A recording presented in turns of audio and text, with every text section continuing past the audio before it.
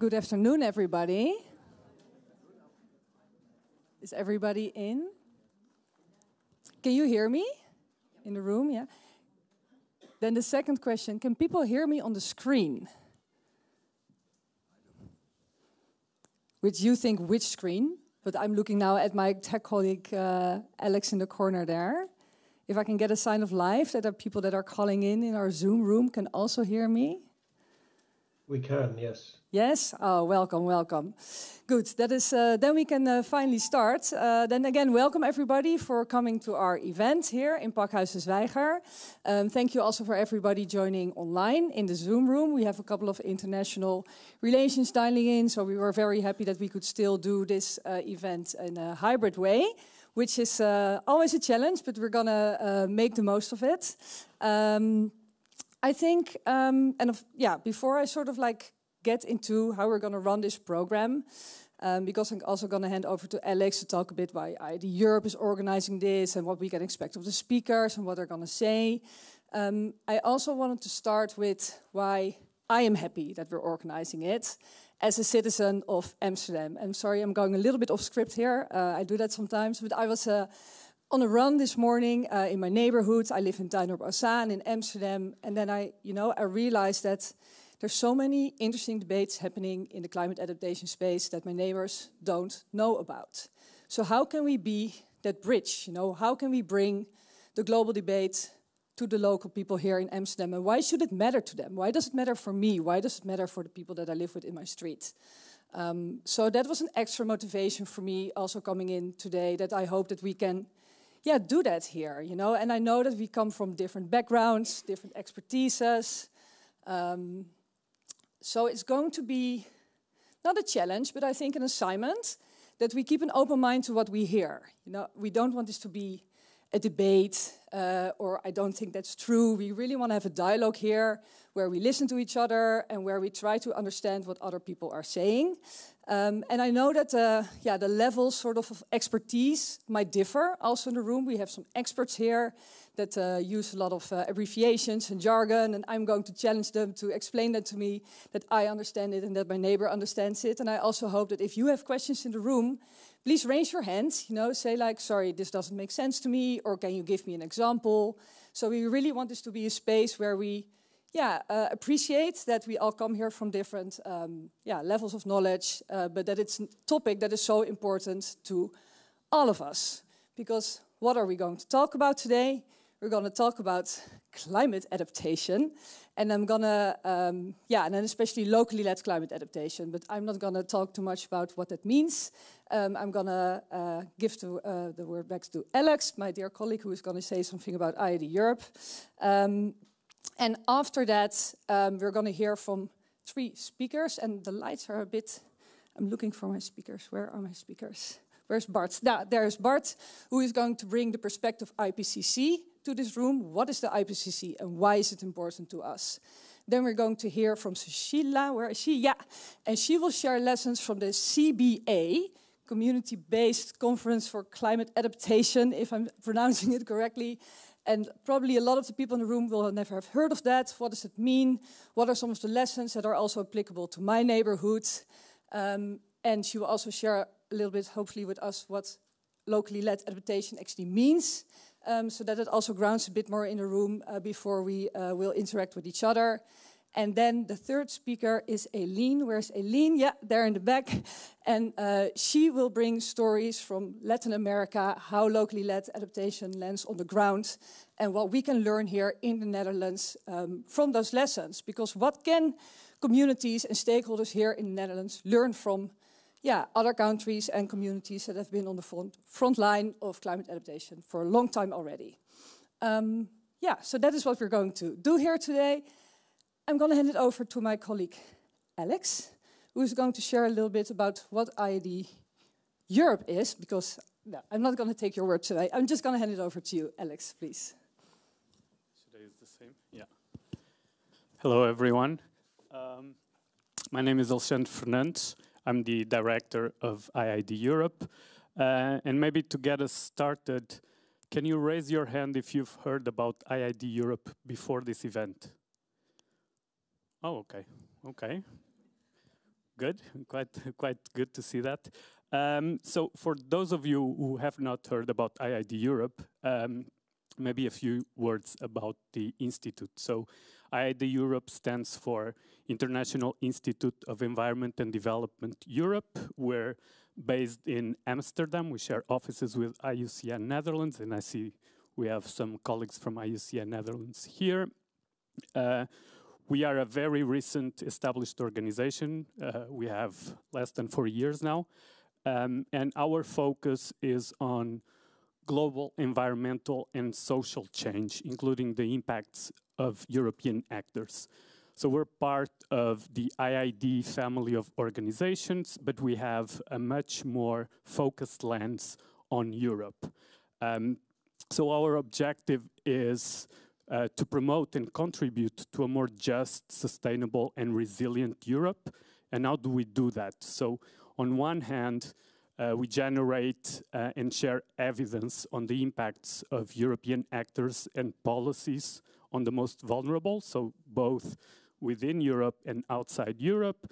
And on the other hand, we're really keen to learn from communities that are at the front line of some of the challenges that Europe is now starting to face, as Nikki already pointed out. And some of these challenges obviously include the impacts of climate change. That's where I want to take you to now. It's clear that Europe is already struggling with the impacts of climate change, and despite all the efforts and the progress made, we are not prepared for the impacts of climate change. And if you look at the news, just the example of the recent floodings in Spain, devastating floodings, I think that's one of the latest examples of that. So the Netherlands also is not an exception in this scenario, right? If we look at the report that PBL, the Netherlands Environmental Assessment Agency, published just last May, it is becoming clearer and clearer that the weather, that the climate in the Netherlands is becoming hotter, is becoming wetter, and it's becoming drier, and that climate change will only exacerbate and increase the risks associated with climate change if the Netherlands is unable to adapt properly. So those are major warning signs coming from PBL and other actors in the Netherlands, making this a much more real scenario that it's happening.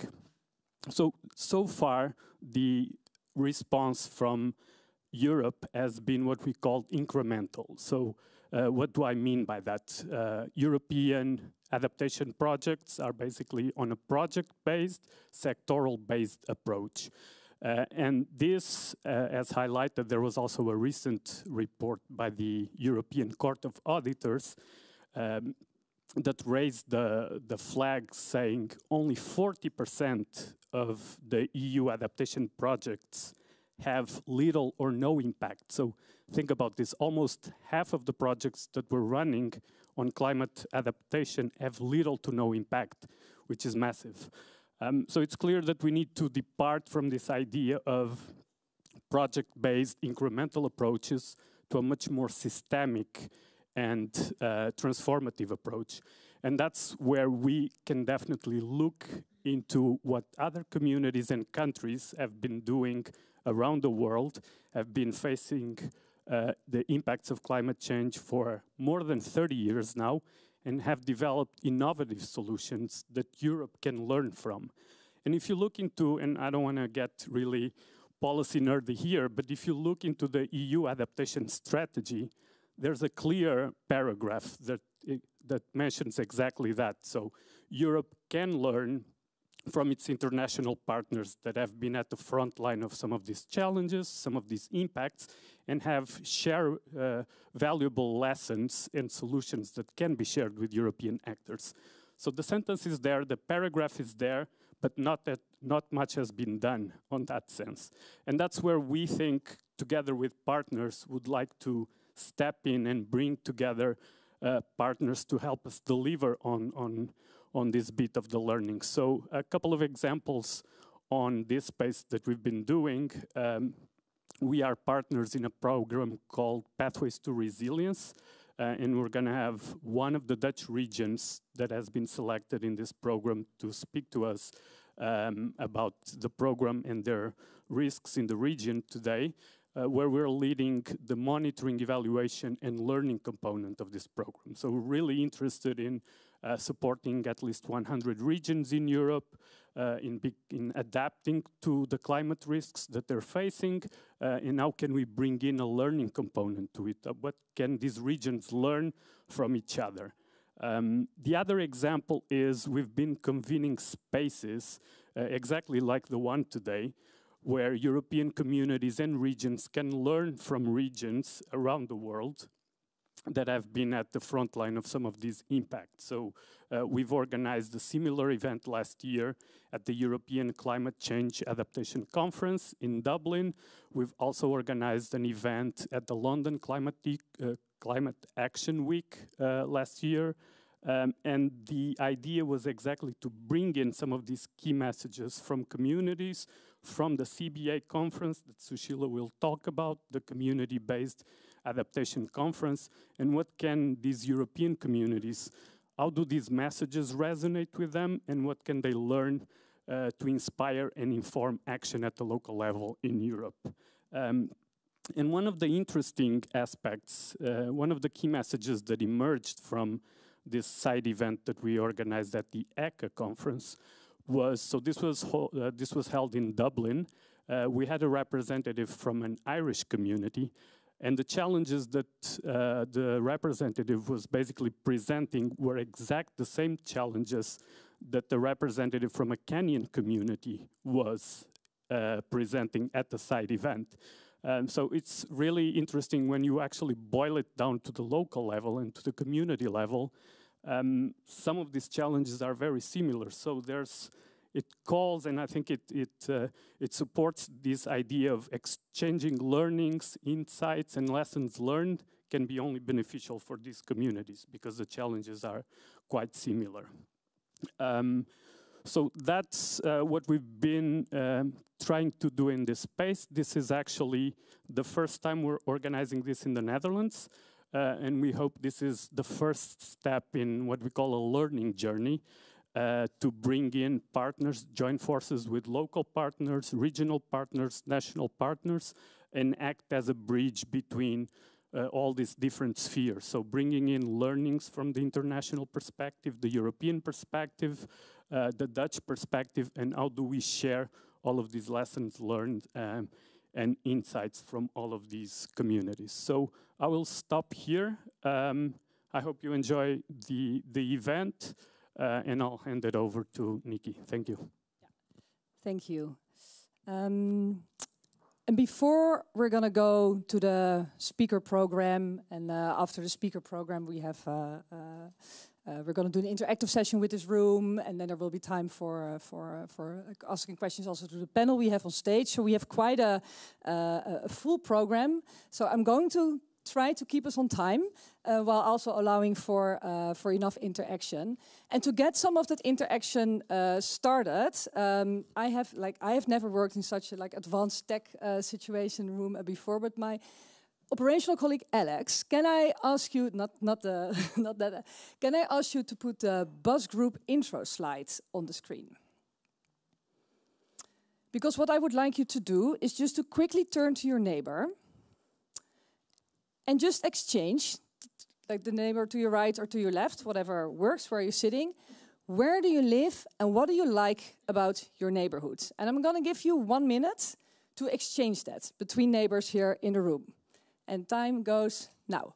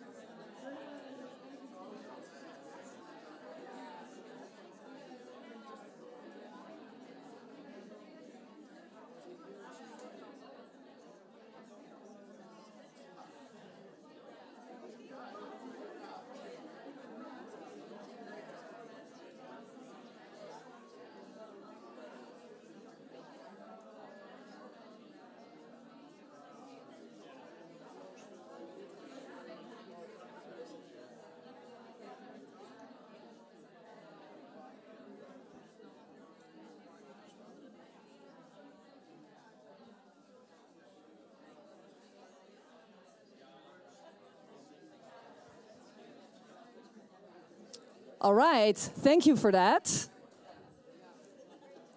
It looks like the interactive session will not be an issue, so I'm happy to see that.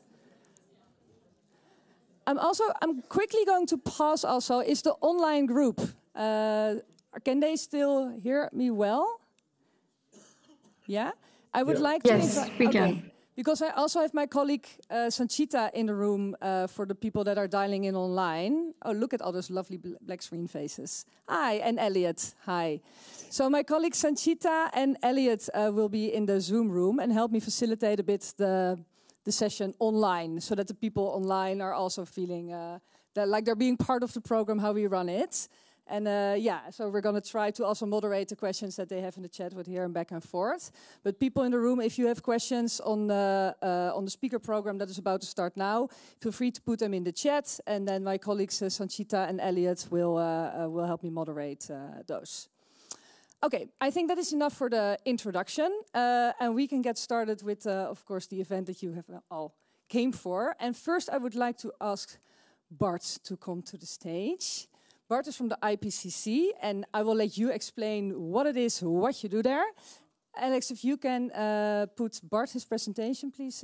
Oh, it's already there. I'm going to give you the microphone. There we go. Thank you, Nikki. Yeah, thank you, Alex, for the invitation, and thank you all for showing up. I was sitting next to two people that live in Amsterdam. I guess that applies for 90% of the room, no? Yeah. Well, oh no, that's nice. If you, it's like a sort of a group exercise. Half does this, and the other half does this. It's really nice from here. But thank you very much. I'm indeed one of what they call the co-chairs of IPCC. Do you have a buzzer or something like that? A clicker? Oh yeah, here. Yeah. Okay.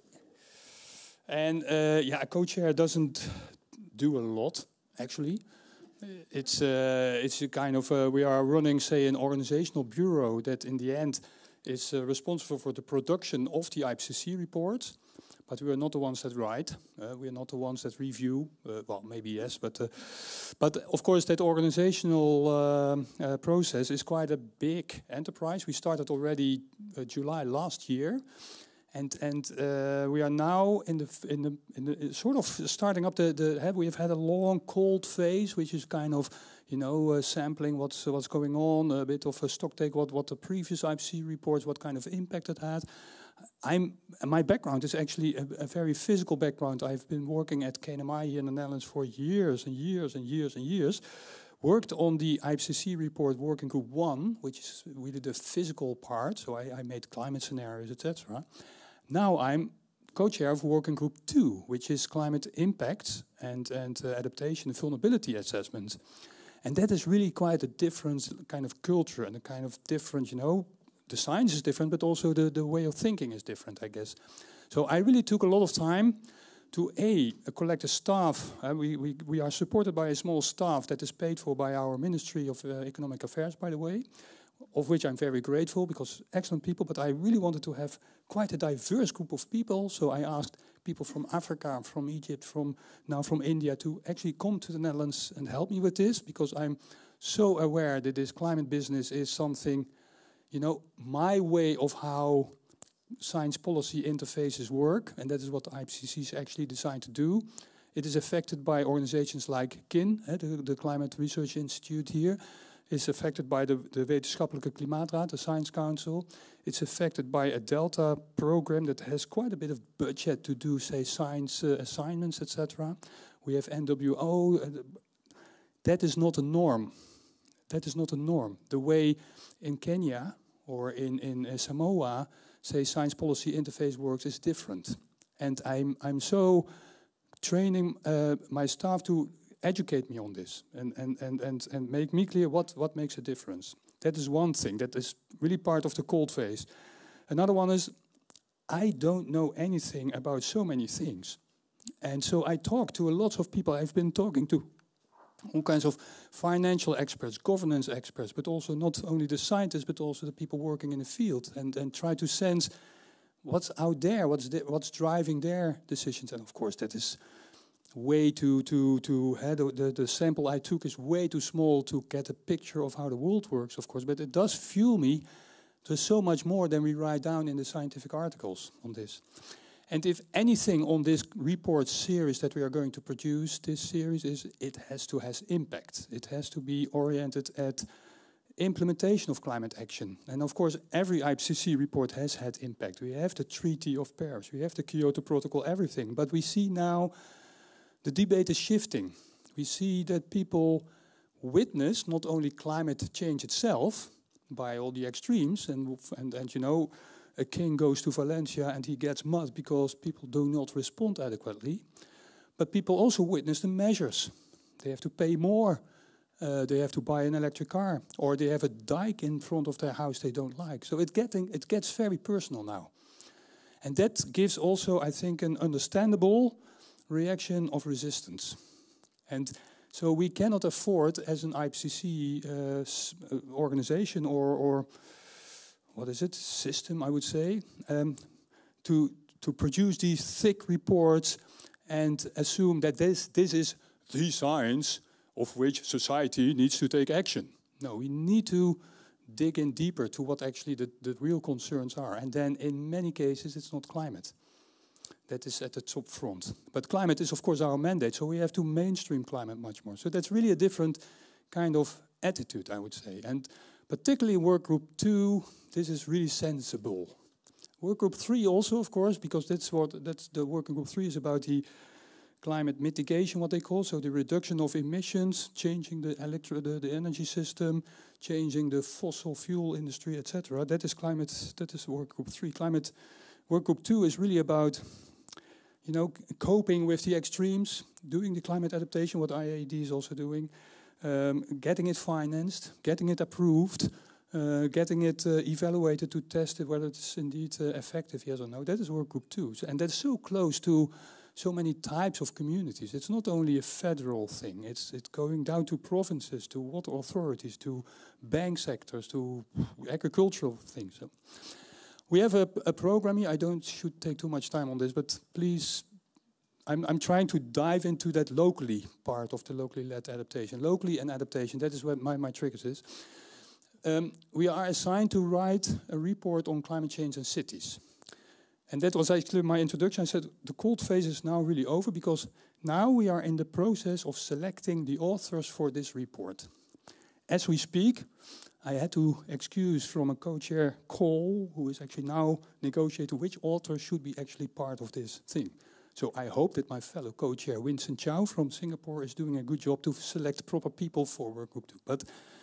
But that is really a crucial report. It's also, in a way, a strange report because it's the first time that a report is covering a topic that is not the primary mandate of a federal government. We go to local organizations. That can be sometimes tensions. There is countries of cultures where, say, the power sharing between national and urban is not smooth, so to say. So there is a bit of tension there. But it was really a great desire because cities are, of course, the place where the action is and where the impacts are felt. Action in the sense of there's so much rebuild, so much potential for doing mitigation, but also so much risk to be managed, so many people living in a small spot. So it's really hotspot area here. So I really like that report. I'm talking a bit about it. For the rest, we are only producing, say, I would say ordinary, regular assessment reports, work group 1, 2, 3. But for work group 2, we have a special kid on the block because a volume of our report has to make what they call an update of adaptation guidelines that were already produced by IPCC in 1994, which was a very concise report, mainly about making sense of all the scenarios that were there. There weren't that many scenarios yet in 1994, but there was a lot of, discussions about the feasibility of the reliability of these scenarios and appropriateness for the local scale, etc. So that guideline gave a bit of a handle on how to interpret that climate information for the local scale. In the title, it had climate adaptation, but in the end, in the report, it was less than a page that looked at what the adaptation implications would be. And since we are, I guess, in the time range of adaptation, because we do see climate to change, and we do see the global response to it to be slower than needed, so adaptation is needed. This is something we got to get used to, So there was a call from the IPCC panel to do at least an update of this guideline, and that is also in our remit. And yeah, I'm really excited about that one as well, of course. And then at the end, we'll produce a synthesis report, which is also sort of a common product. But let's not talk too much about those products. But we have ambitions, like every starting team formulating a lot of ambitions. Well, we are not starting anymore, but the ambitions now have to come to decisions in our... that is what we can do as co-chairs. We, in the end, govern the process, for instance, to select the people that can come to a scoping meeting. We're going to have a big scoping meeting in Kuala Lumpur in December to talk about what the assessment reports and that guideline should look like.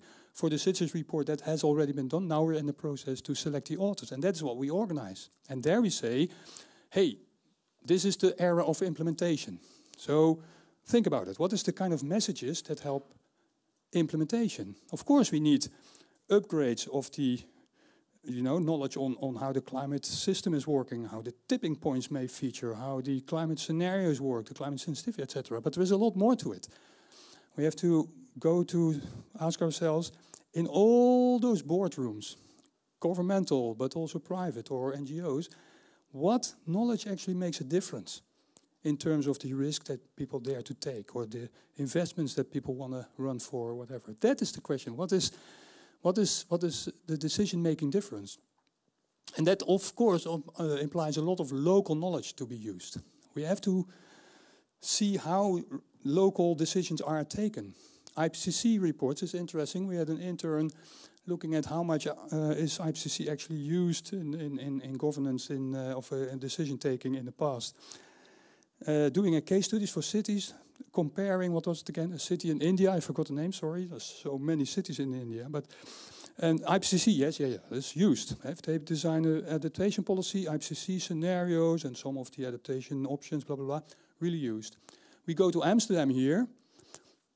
No, we don't use IPCC reports. Yeah, it's in part of the KNMI climate scenarios, but it's all local knowledge. It's all local experience. It's all local water managers, and IPCC is much further away. It's counterintuitive, but it makes sense.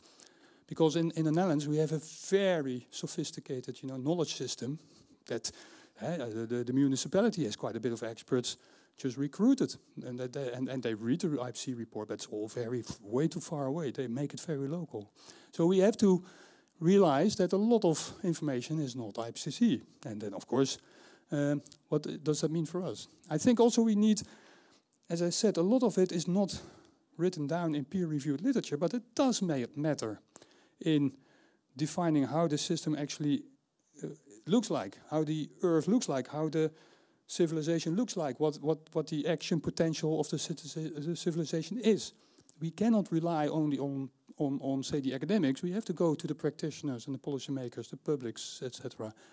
So that's also a different kind of knowledge, if you like.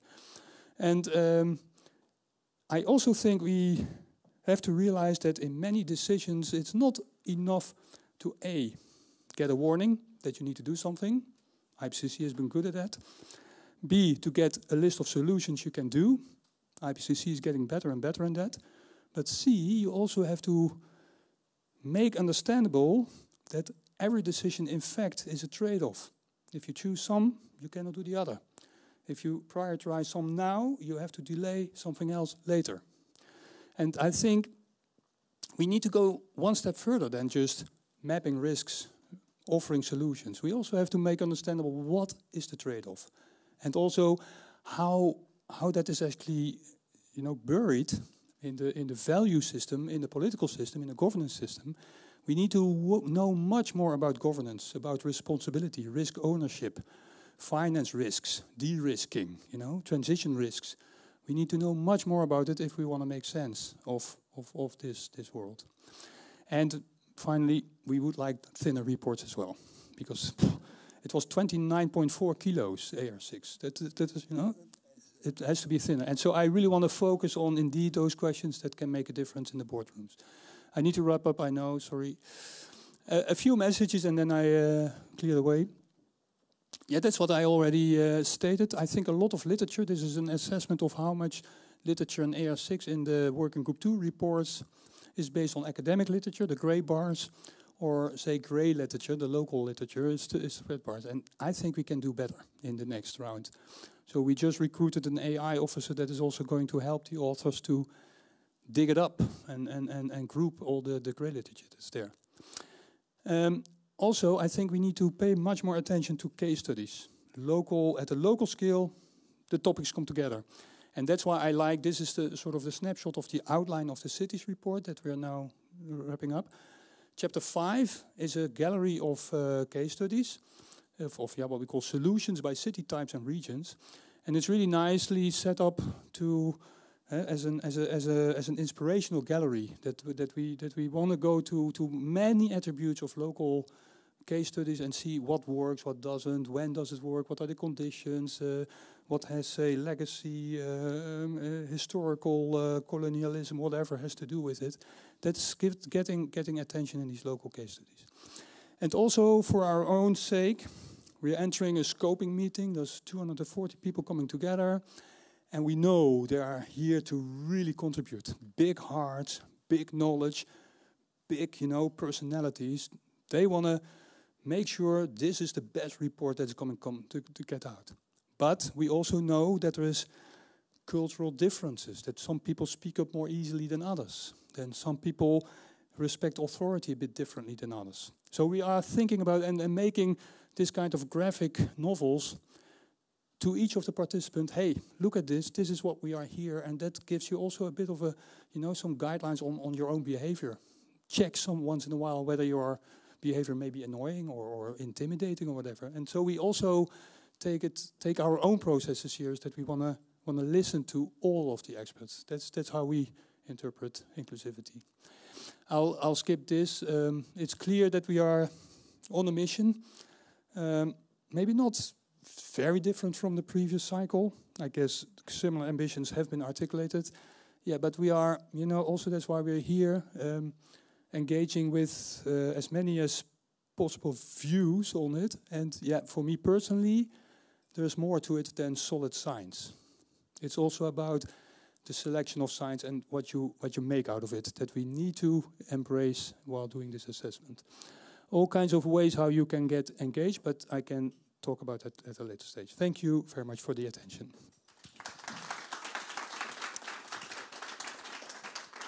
Thank you very much, Bart. That was a great kickoff, starting with the global picture. And before I'm going to the next speaker, I'm not going to open it up for much dialogue here, but are there any questions for clarification? Did somebody want to ask, like, I really don't understand what that meant or what you meant with that, and I need that in order to understand the rest of the conversation, because then I would like to take one or two questions if that is needed, either here or in the Zoom room. No? Okay. No, all good. Then it's all good. Yeah, thank you. Can I then ask Sushila to come to the stage? And can I ask you to introduce yourself? Is that yeah? Okay. No problem. Can I get the clicker as well? Yeah. Hello, everyone. I'm Sushila. I'm from Nepal, but currently I'm in Italy for a fellowship program called Policy Leader Fellow. Trying to do something on LLA so that we can do maybe, I will talk it in detail over here, but LLA, we have like so many acronyms here, like CBA, LLA. So sometimes it became like it's in a bubble. So how to go beyond that bubble is what I'm trying to do on my fellowship program. So I start with the CBA 18 sharing. So many of you have, I can start with the conversation like, have you heard what CBA is? Or can you guess what CBA is? Yeah, we got it right. We say CBA is a community-based adaptation. So CBA 18 stands for, it's a conference, it's an annual conference. So we do the community-based adaptation annual conference. So it was 18th, which we did on May.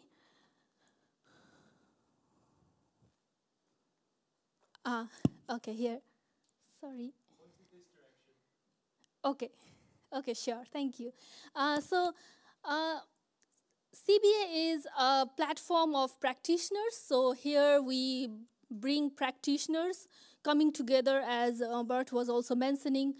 There is not only academic knowledge, but there are other knowledge on local and practices on local and indigenous practices. There are organizations working on community, and there are so many things going on, as he was mentioning about the case stories on specific cities and spaces. So bringing that together and having this cross learning is what we are doing on CBA.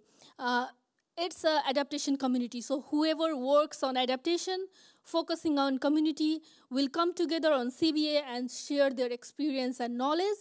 Not only sharing, but we also try to have a debate and conversation. Why? Because there is, like, CBA is a principle, like a value of how we work, but it's not only values. Sometimes it happens like some group of people really want CBA style of work, but maybe, as we are saying, some may be having this authoritative style of top-down approach to work. So we also want to have this debate around and then expand why it should be community-based, why it should be locally led. So we try to explore this together. We try to recognize the challenges, the complexities of doing it community-based. So this is not only a group of people coming together and is saying, yes, we are doing good, but an area where we are open to challenges and we are open to learning as a co-learning space, like how we go beyond only out of that bubble that I was talking about, how to go beyond the bubble of the same thinking organizations. This year CBA happened in Tanzania in May, in Arusha, and before, like in past CBAs, we used to have thematic sections. So we have climate finance theme, we have technology theme, we have a theme on indigenous groups. But this year we thought of doing it differently, not keeping it like a thematic silos, but keeping it under an umbrella of decolonizing climate action and locally led innovation. So we have multiple themes. You can see in the slides that we have themes around finances, indigenous knowledge, but the overarching theme was decolonizing climate action with locally led innovation.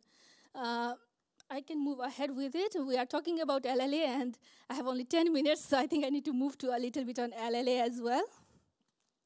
So what is LLA? From the morning, we are talking about LLA, and it became like such a phrase. Locally led adaptation, I really like this picture, which I got it, sorry, I didn't get the sources on, but this is the one I really like the idea of introducing it, because you start with like where the LLA comes from. So the LLA principle started with the idea of CBA. CBA was started in early 2000, where it is mostly the locally implemented style of work. So you can see the green one over there. So the adaptation projects, we see community as the implementer who are there to have like a implementation on the base on community. Community are engaged on implementation. So there the community-based adaptation concept emerged. In 2005, we started the CBA conferences because pilot work were happening on community-based adaptation in early 2000. So in 2005, the first CBA conference happened to bring this all people who are working on locally style of implemented work together and have a common understanding and a common voice. Then slowly it go to locally managed, moving to locally planned, so that you can see the picture how the local community are engaging more and more. And then it moved to locally owned. And now we are talking about locally led, where the planning to implementation to monitoring evaluation, everything is done by the people who are in charge of it. So you are not dependent on somebody designing a program somewhere and giving it to your community, and you are delivering it, but you are doing everything by your own. You are thinking what needs to be done, you are thinking how it needs to be implemented, and you are executing it and reporting in your own style. So it's not donor accountability, like what donor need to be reported, but it's accountability toward what the community is doing. So we normally say downward accountability. I don't want to use the word downward because we don't have something as upward and something as downward, but it's around like how we are reporting not to the donors or the implementers, rather to the people who are the owner of that land, owner of the work that was happening on that land. So it's the modality of how locally led adaptation is started. Sorry, I'm rushing so fast because I have 10 minutes. Sorry about that. And the interesting thing when I was looking at LLA was it was launched in Netherlands, which is a great thing for all of us in the room because maybe 90% of the people here are from Netherlands. So in 2021, in the Climate Adaptation Summit, the LLA principles was launched and endorsed. And they have 8 principles, which was developed in the long run in 2018 to 2021 under Global Commission of Adaptation with many different organizations supporting it. It was a group of more than like 100 organizations. I think if I go to all these principles, I can take 1 hour lecture on it. So I don't want to go on all the detail. So LLA has like 8 core principles. And as we are saying, some activity can be a good fit for maybe Kenya, could not be a good fit for Nepal maybe. But these principles are the ethos, the values, which can be to everyone, like which can be a locally led principle to everyone, not like the program, but the values and ethos maybe. I will not go on a detail, but I would like to just prioritize. The major thing is devolving decision-making to the lowest appropriate level, because the decisions happen at your level, the lowest appropriate level would be your decision, your way of implementation and your way of designing things further, which is a more like a sustainable approach than decision happening somewhere else. For example, if you want to plan for me, you need to talk to me, right? So if you don't talk to me and if I don't have a voice, then somebody planning for me does not work. So I really like the principle 1, we start with the decision-making power. Who has the power? And where is the power? Is the major ethos of it. And the ensuring transparency and accountability. Normally, we have this transparency and accountability only on projects where the donor is really strict. Like we have to report to a donor. We have to have transparency to the donor. But if we are working with the community, if we are working with the people, do we really respect this accountability and transparency with the community? What they have to do or how they are dealing with it, or do they really need to be understanding the transparency of your projects, what you are including it on the ground? So that's the other word we are using, maybe a buzzword on LLA, the bottom accountability, bottom accountability, where you are not be accountable to the funder who you receive from, but to the implementing regions as well, where you want to work on. Currently, there is 130 plus organizations who have endorsed the principle, and it's expanding. But the bigger challenge is it's easy to endorse, but it's really hard to start working on it, implement on it. So on CBA this year, we are also trying to prioritize how we can move ahead from endorsing to actual implementation, because it's easy to sign a document and then follow these all 8 principles. It's real work. And we need to start the real work rather than just endorsing or signing one more document. There are 6 key messages. We have produced a policy brief on this as well. I have put the link, so when we share the slides, we may have the link on it. It is like 6-7 page document, so I'm not going to say everything here. But the key messages that we bring from CBA is implementing LLA, because we are talking about LLA for quite a few time now, but how to start implementing it is a challenge. The other thing is, only implementing LLA will not work. It's not a project or thing. It's a value. So if you want to start with these value things, you need to start shifting the mindset, which is really crucial, because we have this mindset, a colonial mindset, where somebody designs something and send it, and then you start like what is happening in the ground. So you have this hierarchical mindset going on in planning to in implementing to monitoring and evaluation, But shifting that mindset is a very crucial thing and very challenging thing as well, because it's not a project of LLA. It's how we need to work in the future, like what will be the strategy, what will be the feasible way of doing things in the future. Brad was talking about the governance side of things. This is a side of governance, because you can have a program, but if the system is not functioning, if the governance is not functioning, and if it's not happening in a LLA style, maybe we can say, these can happen, like things can happen, but it could not be sustainable, or it could not be moving forward. The second one, the key messages we took forward is inclusive and intersectional community-based approach is critical to success. I just put the keywords here so that we can talk in detail on our breakouts room as well.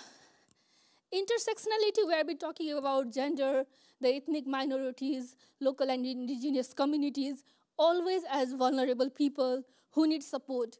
But they have their own way of addressing the challenges. They are doing adaptation practices, which is not designed like autonomous adaptation practices. They have the resources, they have this capacity where they can design their own way of fighting to the impact of climate change. But we are branding them as like the poor, vulnerable, who don't have knowledge, who don't know anything. But it's not true. All this intersectionality have their own values. All this intersectionality have their own capacities, own solutions, which we can bring together. Even in planning, if the people have some different type, like a gender perspective or indigenous knowledge, even on planning, we can't plan for them. They have to be on the table for the planning. Implementing solutions, they can bring different ideas and solutions on the table, which you haven't thought of, because you thought in a different frame, and some other people can thought in a different frame. So bringing this together can be a very widespread idea of how we bring together different approaches to community-based adaptation and for the adaptation practices. The third one is the indigenous values and environmental stewardships have important lessons for adaptation. We have the full section on indigenous peoples coming from the Latin American experience. So I may just put my little word here, because we have the expert on the room. Whatever we do on the community, like for example, if we see if there is some community-based adaptation going on in Latin America, or for example in Asia, in Nepal, the people living there have their relation with the natural resource. They have their, not only the economic values, but the non-economic values with the nature is also associated. When we design program without considering the economic and non-economic values of these communities handling the natural resources, we are designing a siloed program. We are just seeing one angle. We haven't have the values and principles that bring together how we work on adaptation, making it more like co-creation and then a sustainable approach rather than one activity at a time. So bringing that together, we need to work with the indigenous values and the ethos we brought together. And then we have skill knowledge brokering is a must for co-creation LLA solutions and policy messages. So I'm moving it forward a little bit. Yeah. Then locally driven and determined climate finance is a precondition for implementing LLA. Finance was one of the top, it's always the top discussion on every forums. So the main basis that we brought from CBA was, it's not only about financing, how to do financing, or the thing like where the financing comes from or goes. The main ethos is trusting, because normally we have these donors with the intermediaries going to the financing to the local level, where the layer of financing mechanism has this, like deep downs, where the finance which is actually needed to the local level is like really small when you have these multiple layers. So not only finance, but Also, the trust of how this finance is utilized by local government or local community is a little siloed when it comes to donor, because they are not so much confident about, or they don't trust the local communities whether they will really do the work they have done off. So they have this multiple layer of intermediaries who work on this compliance and other things, which make the financing, although they have the financing became very little when it reached the ground. So that was the other thing we were focusing on, and also trying to pitch to the donors that the compliance and the systems, mechanisms should be not that bureaucratic. It should be simplified so that the local organizations and local communities can access that finance, rather than they have to have this all different compliances and protocols to follow, which make things very challenging for them to understand these protocols and systems to just apply for a fund. So that was the other key we were trying to bring on. And the opportunities exist to engage the private sector in LLA. We need to accept that CBA, we are trying to build a community of practice of CBA, but we are still experiencing a very low turnout or turn-up in the private sectors for CBA, and we believe that private sectors could be a very strong entity for bridging these CBA messages wider. Because if we only based on donor-based funding, it's like a one-time event. But if private sectors are engaged, they are quite innovative, and they are quite well-placed to manage it, because they see the profit and the trade-offs between things. So it's not one-time investment. They can build the systems, the markets, and the linkage so that the things will be running beyond the project period or beyond the financed period. Also, there are two types of, I'm very poor on private sector area, but what I understand was there is two types of private sector. One who is really going for making just money, and there are private sectors who are really have the ethics and principles on sustainability and environmental things. So our idea was, if we start from the private sector who have their ethics and values for environment, they could be the breeze for reaching out to the wider private sector. So we have this opportunity to engage them so that they share the values and principles of sustainability and environment, so that they can be breezed to the wider private sector and reaching out to them for how we can implement the LLA principles even through the private sector engagement. We have this 6-7 pages long briefing note there. I have kept the source, and we can talk in the group, in a breakout group as well, for the further discussions. The other key message that I just want to join here, as Bart was here, is we had a Tanzanian IPCC co-chair called Dr. Changa on CBA, and in the closing remarks, he was highlighting that there are so many knowledge of practitioners on CBA. I have learned so many things on practitioners, but the challenge for IPCC is we want like peer-reviewed things, and the practitioners' local knowledge you are sharing the experience yourself. So how to bring that practitioners' knowledge, the information and things from CBA that we are doing to the IPCC, the AR report we recently see, is the other challenge he was also highlighting. And I'm really happy that Bart is here and we can discuss about it, like how these practitioners' knowledge coming from like 100+ countries, 360 participants coming together and designing this together, how we can bring these things to the IPCC work and can be useful for wider audience outside of just the bubble of LLA and CBA community, where we are really believing on this, we are really believing these principles, but beyond this group of organizations that I mentioned, the 130, how it can be gone further is the other challenge we can discuss on. So yeah, that is from my side. Sorry for taking a little longer time. No, I understand we asked the impossible of you to explain in 10 minutes everything about CBA, LLA, and all the other important work that you're doing. So thank you so much, Sushila. Any clarifying questions? Yes. There are no stupid questions. Maybe I missed it, but what is the meaning of the 18 in the name of CBA? 18th is the 18th time. So CBA started in 2005, so it became first CBA. So this is the 18th version. So this year, the next year, we are doing the 19th CBA. Okay. So it's the times. In the name, it's only for this year. Yeah. Another clarifying question, yeah, from Bart. Yeah, I'm really intrigued by that that staged locally leadership, say to say. But I wonder, what is the dilemma that comes about? I'm thinking, for instance, on the climate finance, very many adaptation investments require some kind of, federal or supranational funding or whatever. How is that working in a locally led context? That for instance, financial ownership, but there's more dilemmas probably.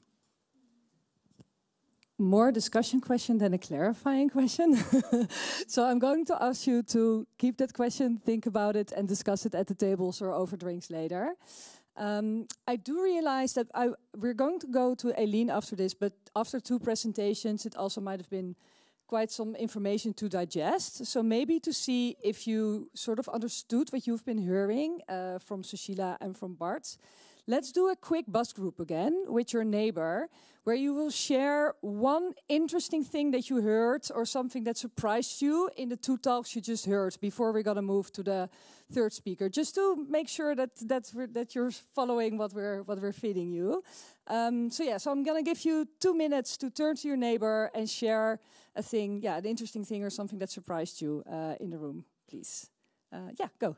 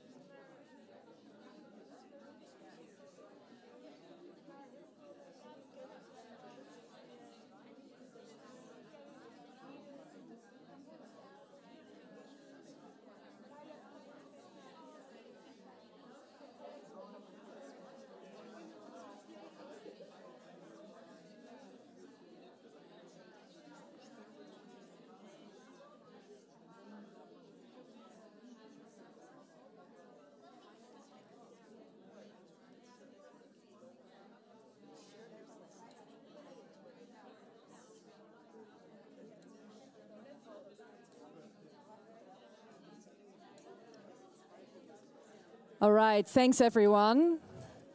It seems there is enough to talk about. Can I ask Aileen to join me on stage? And Aileen will after, so we started with Bart with the big global IPCC picture, then we took it down the level where Sushila presented from the Community-Based Adaptation Conference and what locally led adaptation means and can mean for you. And now we're going to make it really practical, and I'm going to give the word to Aileen, who's going to share, maybe you can best take it over. Hi. Thank you to IIED for inviting me to these activities, and also the IIED team in London that I know they are there. Thank you for doing the link. Yes, I'm going to talk about indigenous people resilience. And one of the things I think is that indigenous people don't see the things fragmented. We have seen all the discussion in the UNFCCC, in the Climate Convention, in the development objectives that are fragmented. Indigenous people see the things in a more holistic, integrated view. And what I want to bring here today to all of you is what we have discussed at global level about resilience. Because indigenous people has been one of the most resilient culture around the world. It's not only in Latin America, it's also in Asia and Africa. There are 7 sociocultural regions where indigenous people live. And we all work together.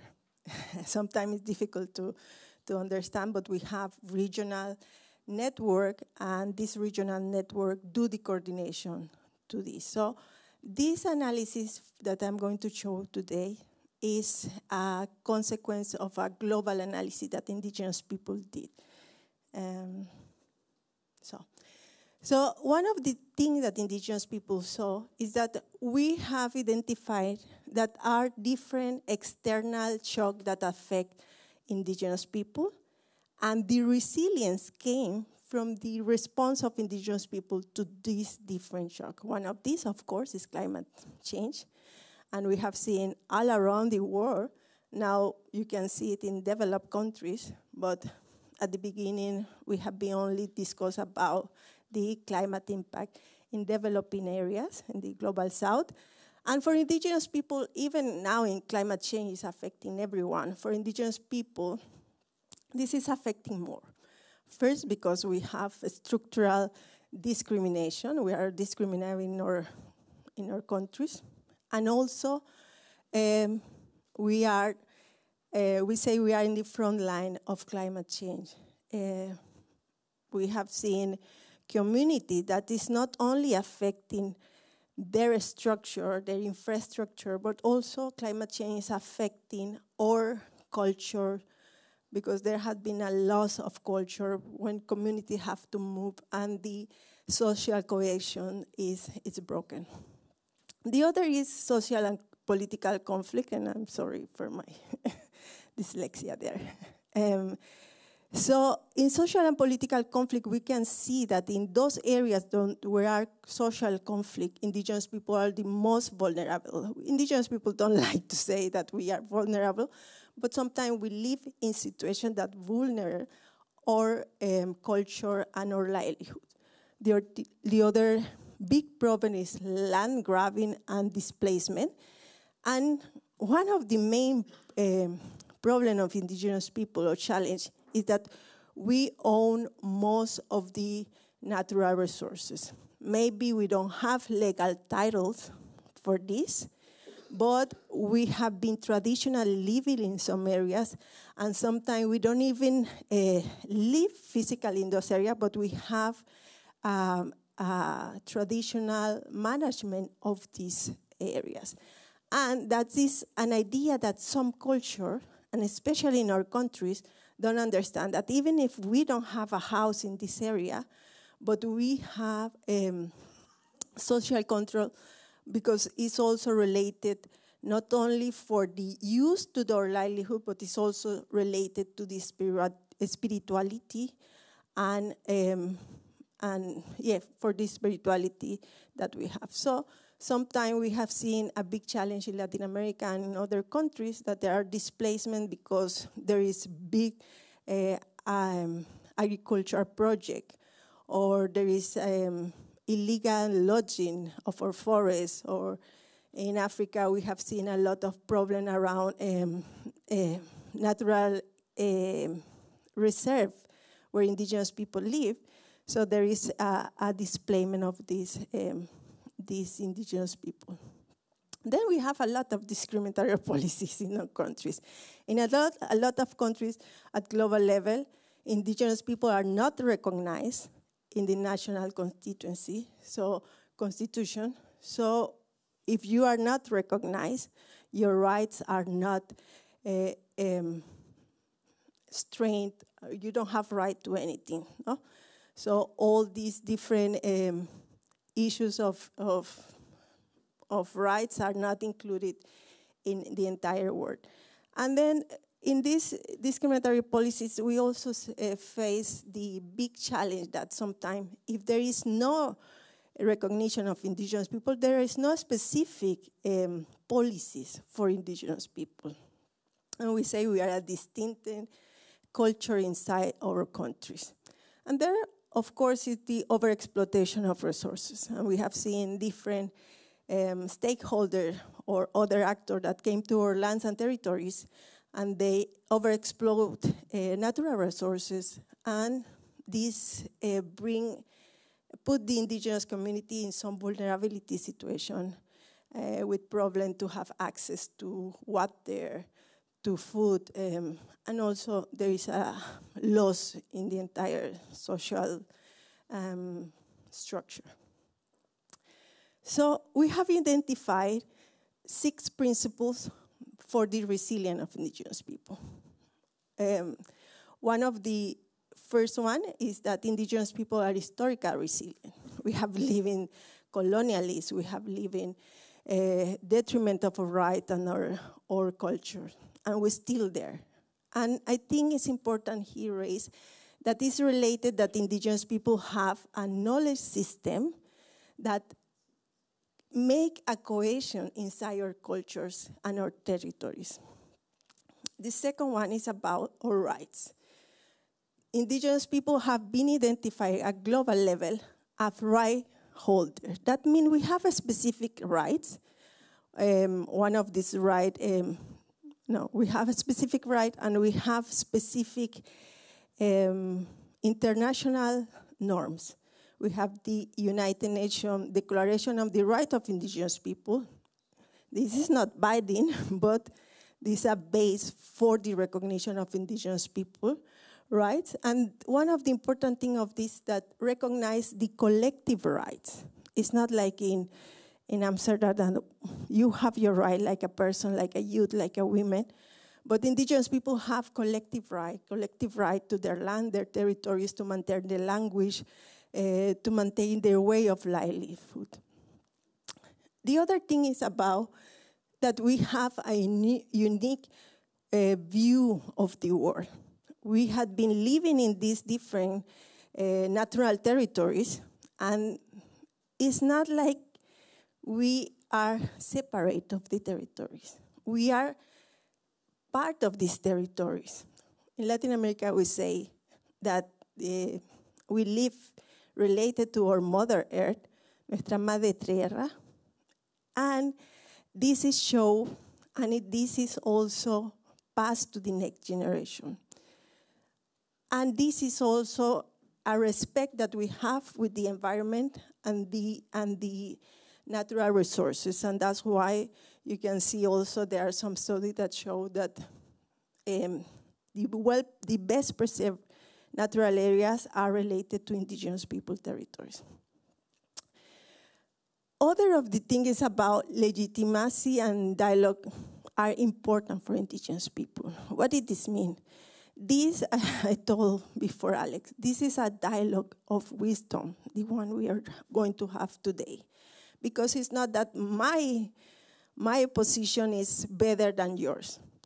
We try to build together in our communities, in our territories. I came from a region where, I didn't say, but I'm indigenous from the Caribbean coast of Nicaragua.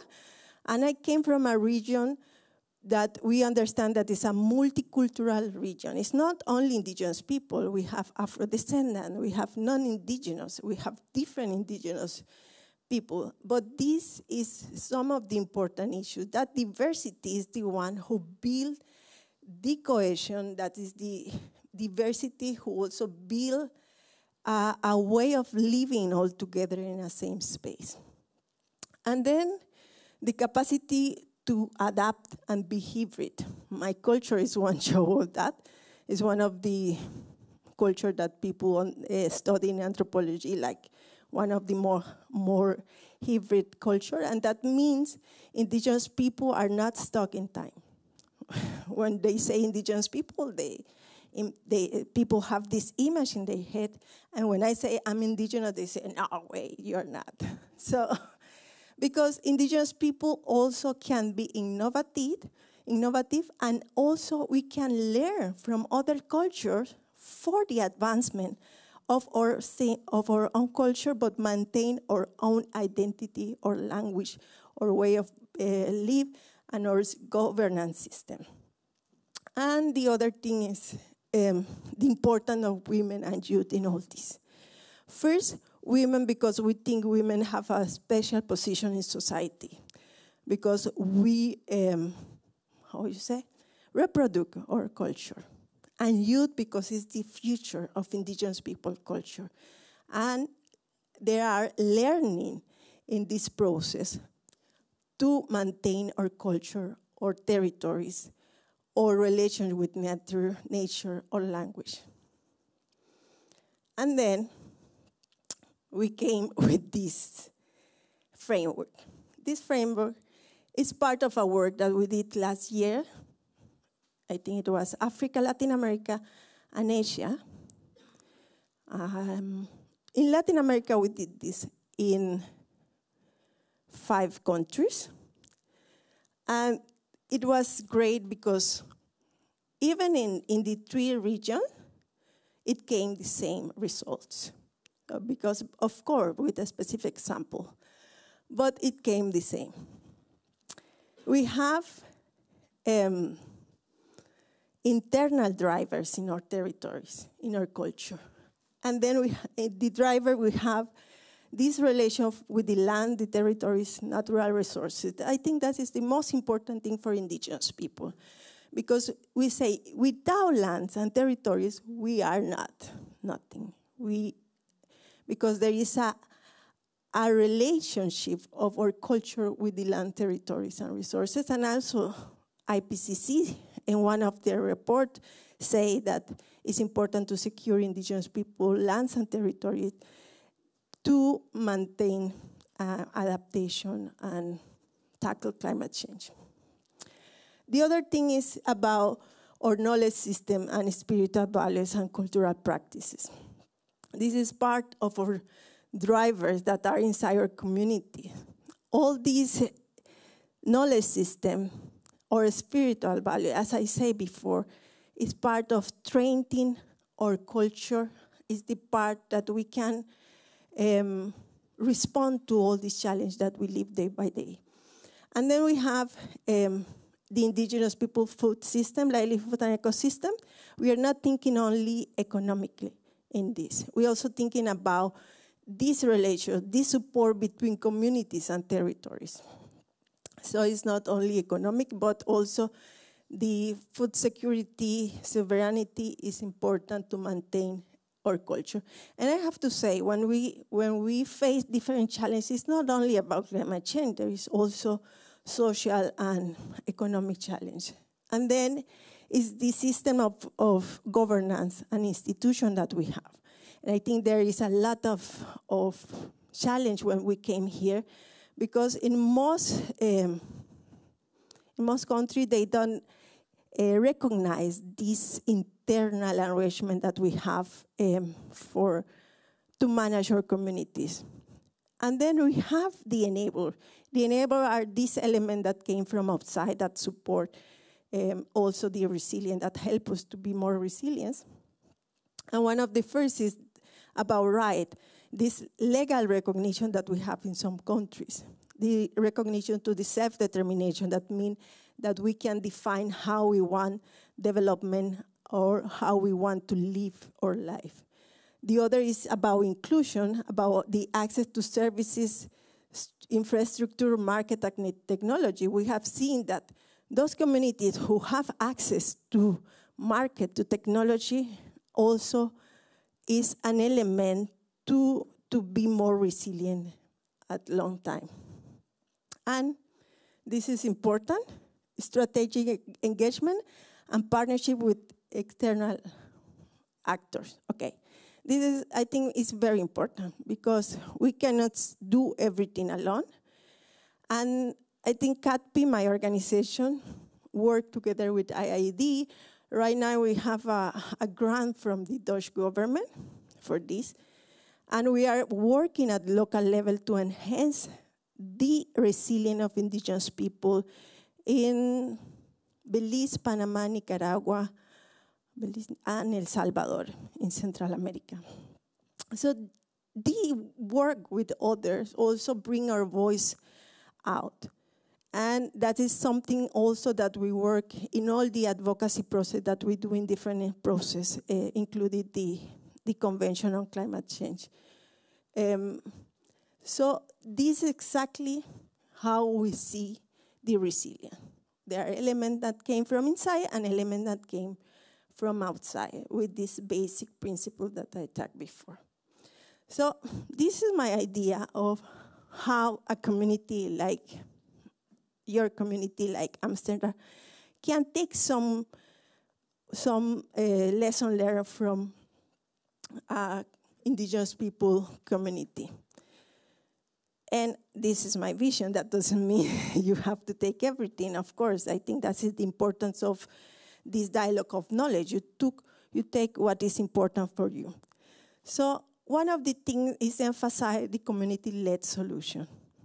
We all here have knowledge, and we all here have option to how this solution can be, that can be adapted to reality of your life.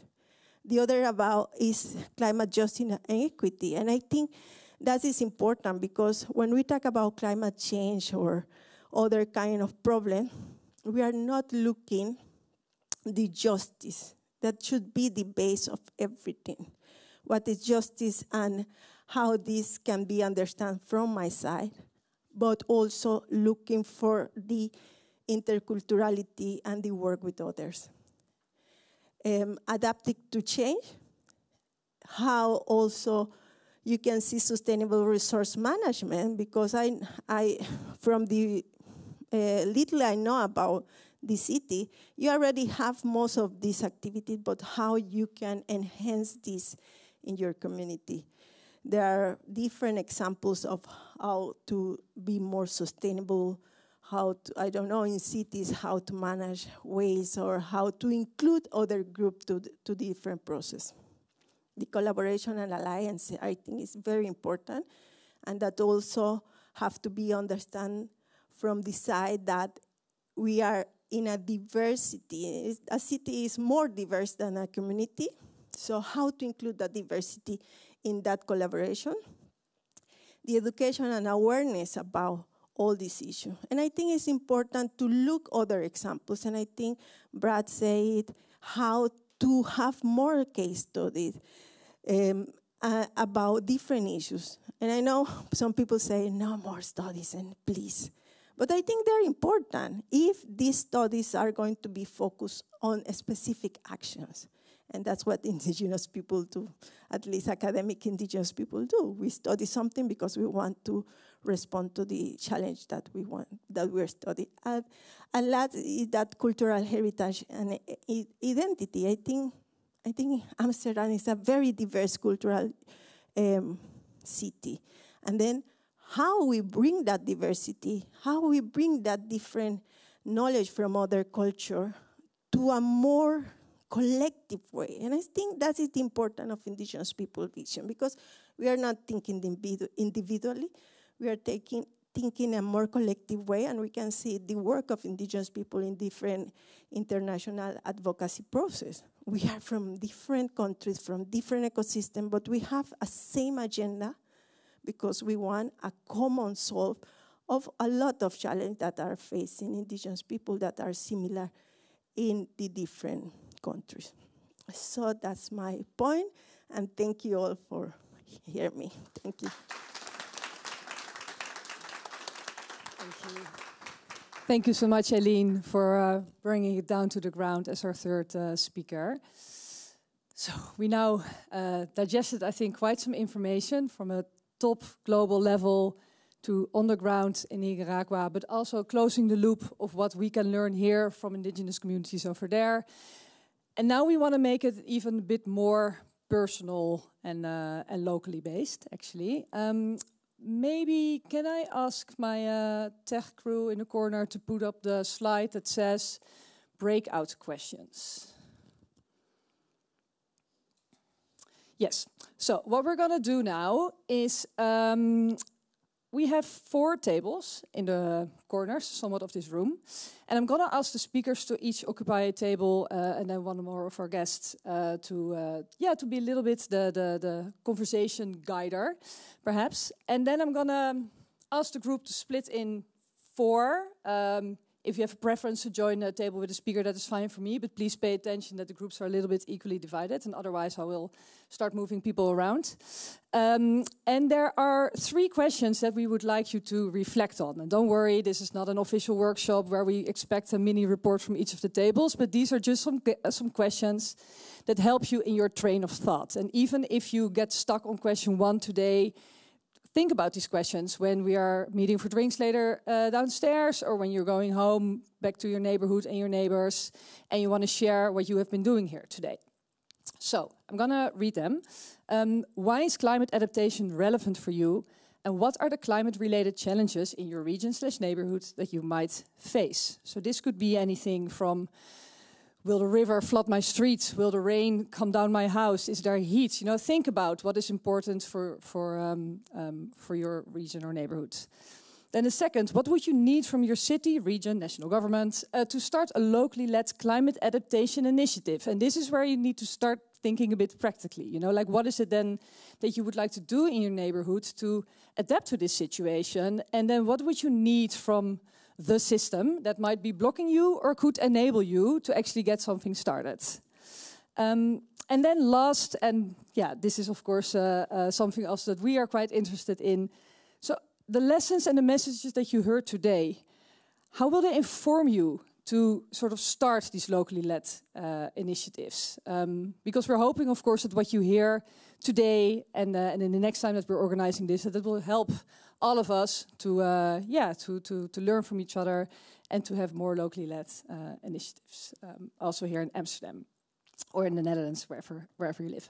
So we're going to break out. I'm going to ask also, because I will divide the speakers, but if one other person at the table can volunteer to make notes, either mentally or on the paper, and then feed back after the breakout session, because I'm going to ask each of the tables to share one interesting thing that they want to share with the room. So not everything that you've discussed, so I don't need a transcript, just one interesting thing that was shared at your table. So I need one volunteer at every group that will play that role.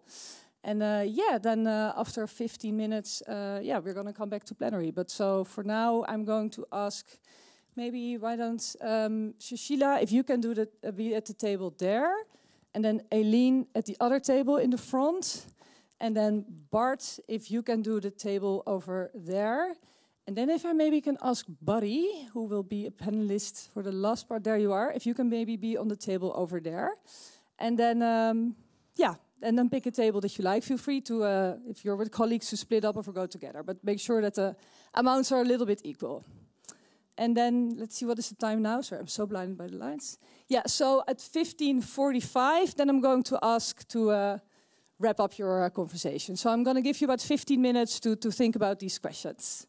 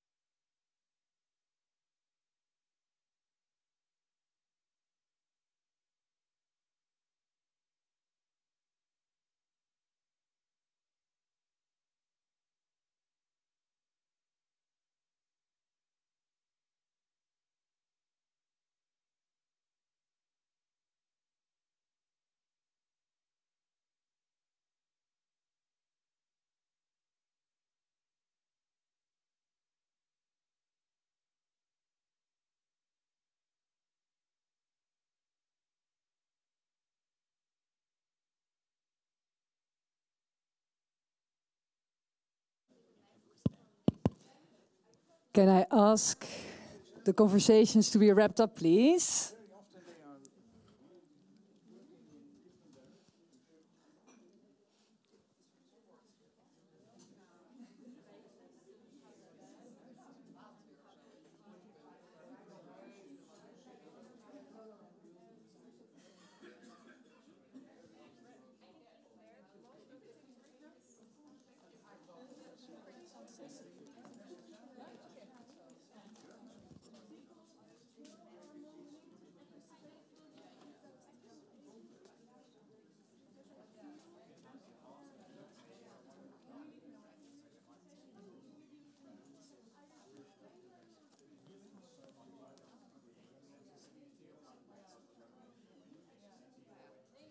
Can I please ask the conversations to be wrapped up, please? I know there's lots to talk about, but we also have opportunity to exchange more ideas downstairs after this event, which is forced to close in 10 minutes. And we still have a panel.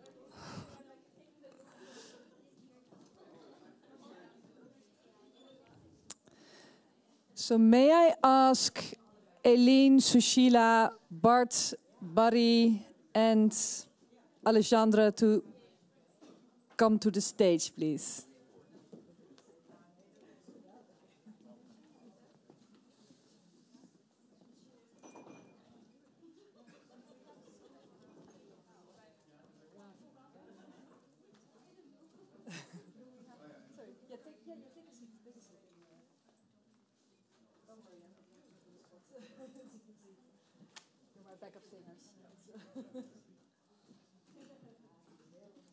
And I'm still missing somebody. And Bart. So while the panelists are finding their chairs, can I ask each note taker of each of the group to share one interesting thing that they... yeah, of course, now you're sitting. Bart, can you also please join us on the stage? Thank you. And yeah, so I'm going to ask each table to share one interesting thing that they discussed at their table that they would like the panel to reflect on, for example, or that they would like to share with the group. So I'm going to do that table by table, and please just share one thing. And then I'm going to go to the panelists to reflect a bit on what they heard. So who was the... yes, okay, can you maybe... That's okay, I'm going to give you the microphone. All right.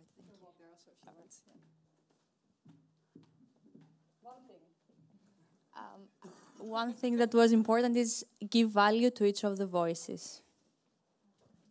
Give value to each of the voices. Very well. Table over here. Who was... Yeah. I'm not sure if I can be that short.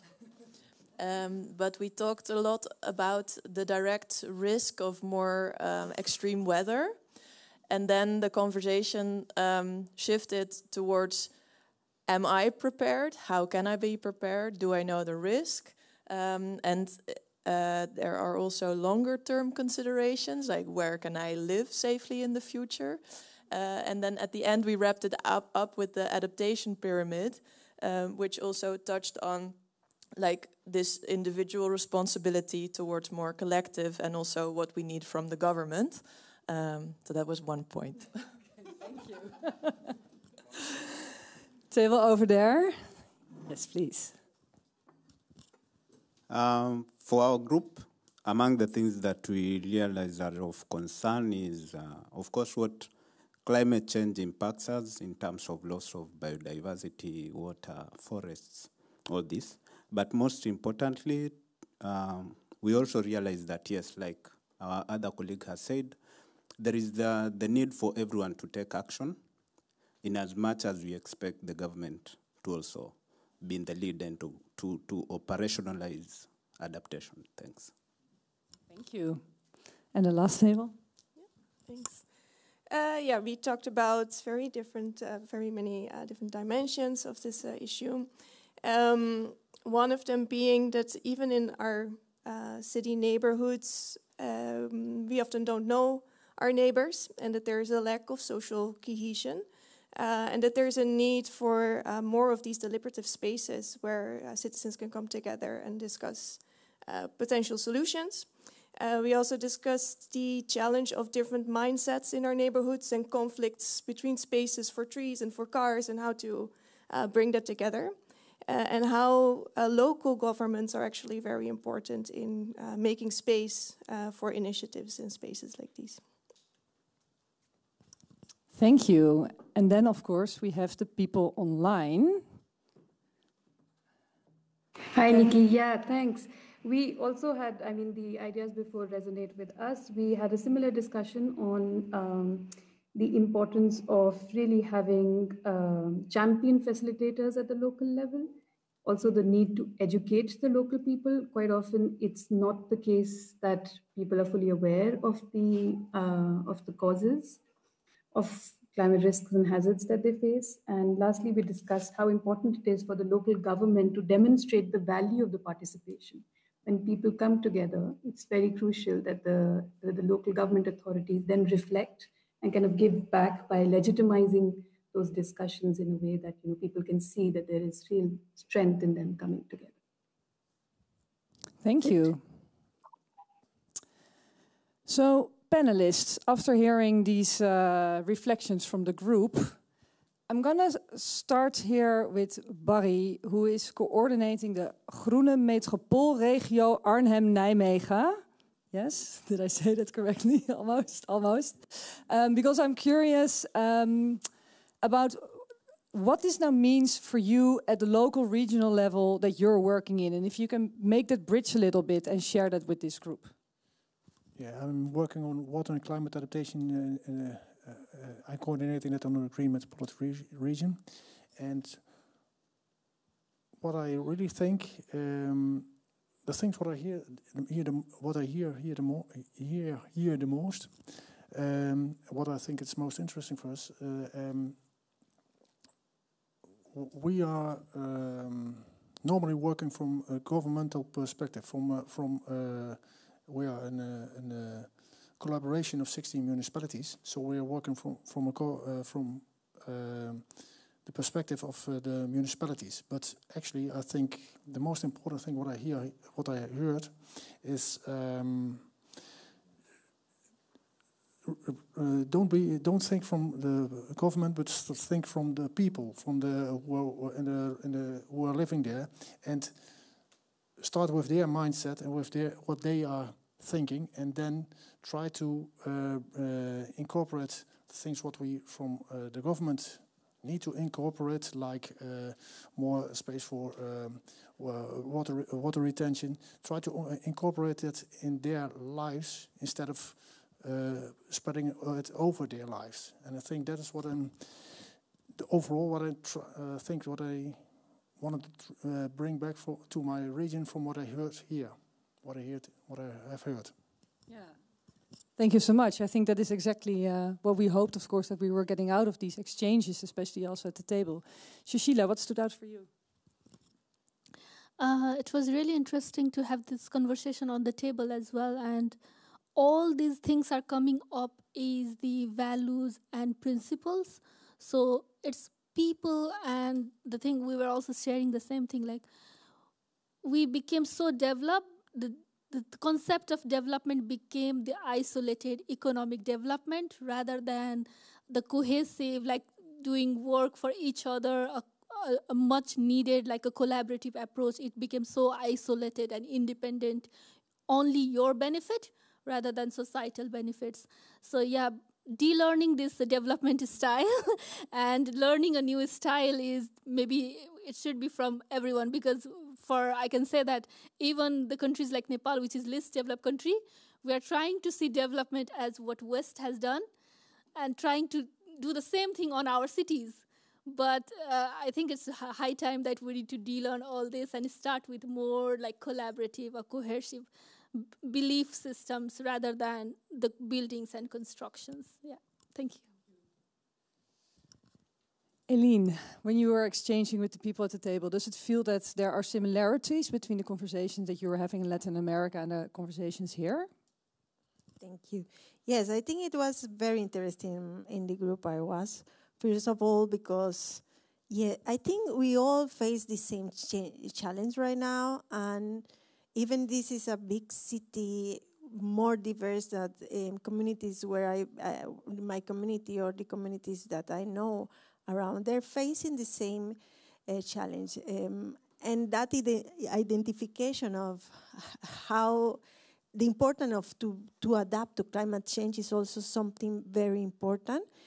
And I think one of the two things that I take from the group, one, they were also thinking about this diverse cultural that they have in the city and how to be more holistic and integrate different views in this process, a challenge, but it was there in the discussion. And the second one, there also was an identification of action or example that already happened to bring this voice together or to be more to integrate also all these different ideas and different policies.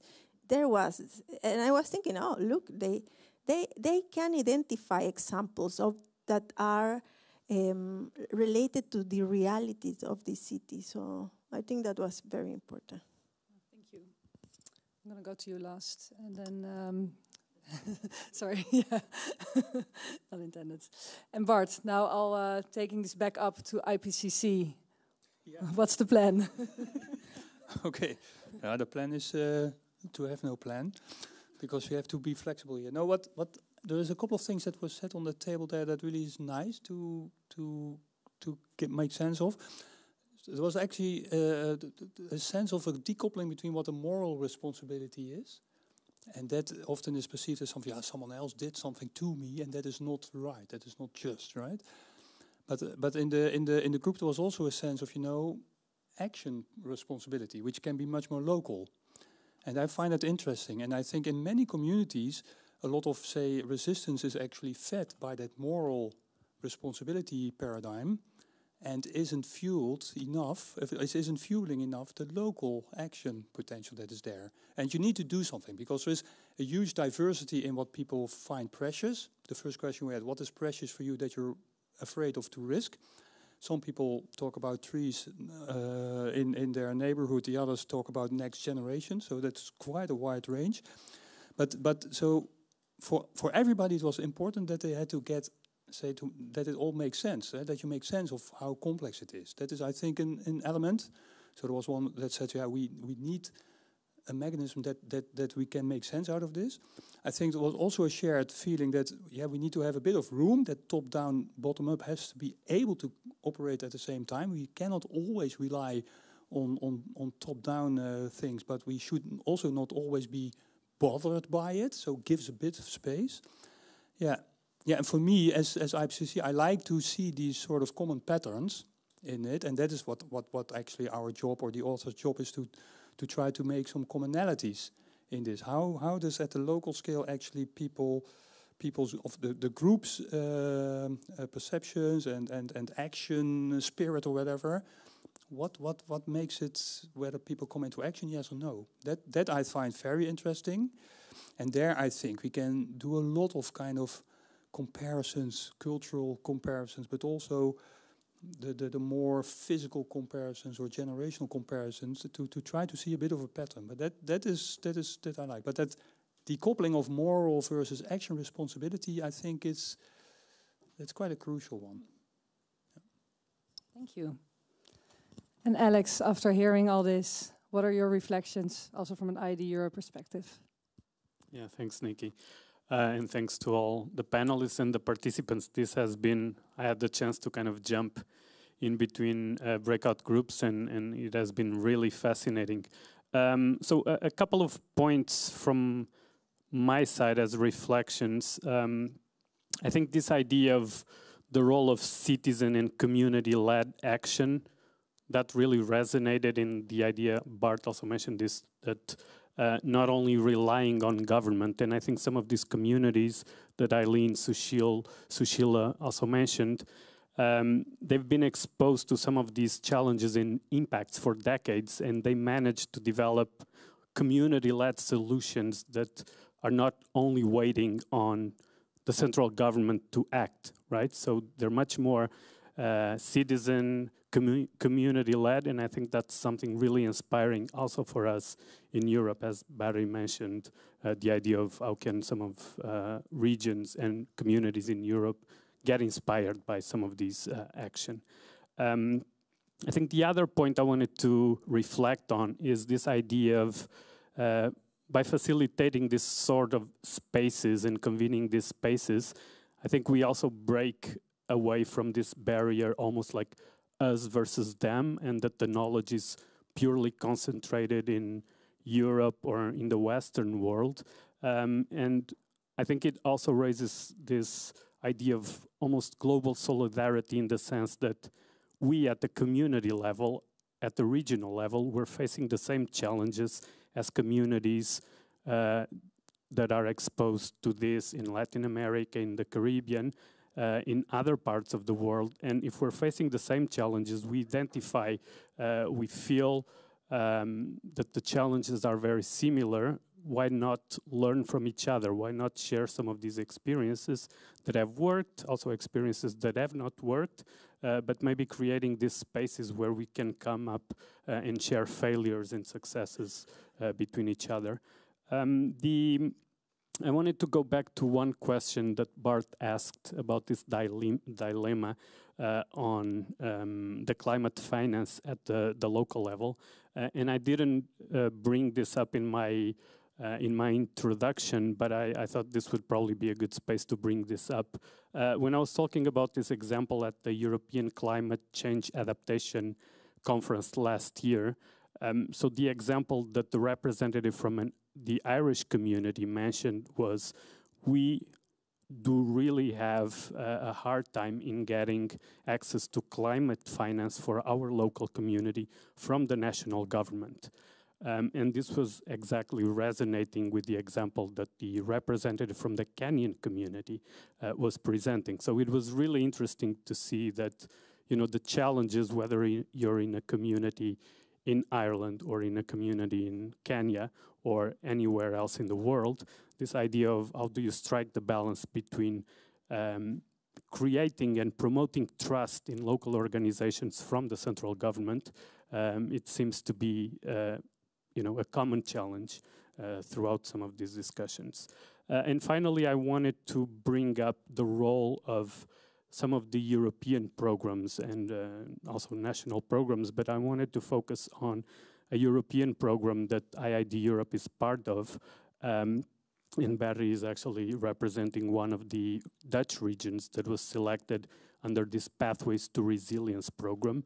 One of the goals of the program is actually how can we facilitate learnings among and across some of these European regions. So the program aims to support at least 100 European regions in their adaptation capacities and plans. And there's a big learning component where IID Europe is highly involved in facilitating learning across regions.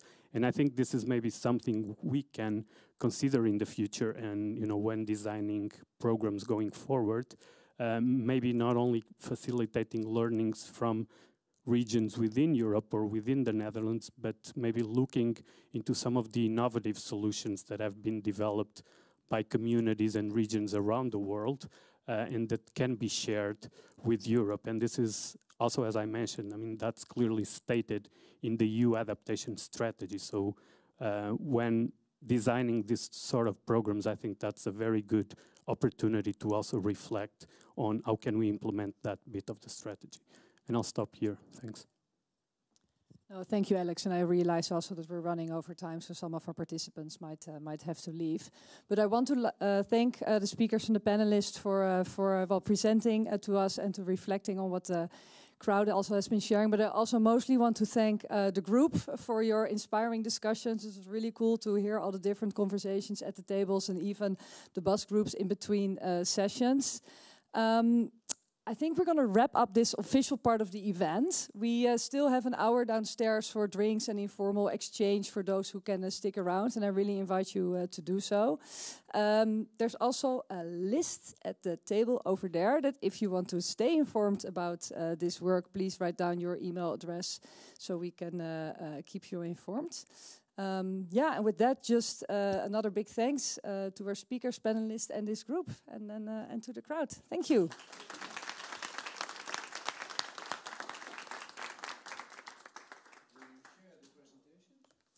And we will share the presentations with those who we can contact. So we didn't. So for those who registered via the Pakhuis link, they will not share your information with us. So if you want to stay connected to ID Europe, we need your email address over there. This is GDPR privacy. So that's why. Yeah. Okay. Thank you.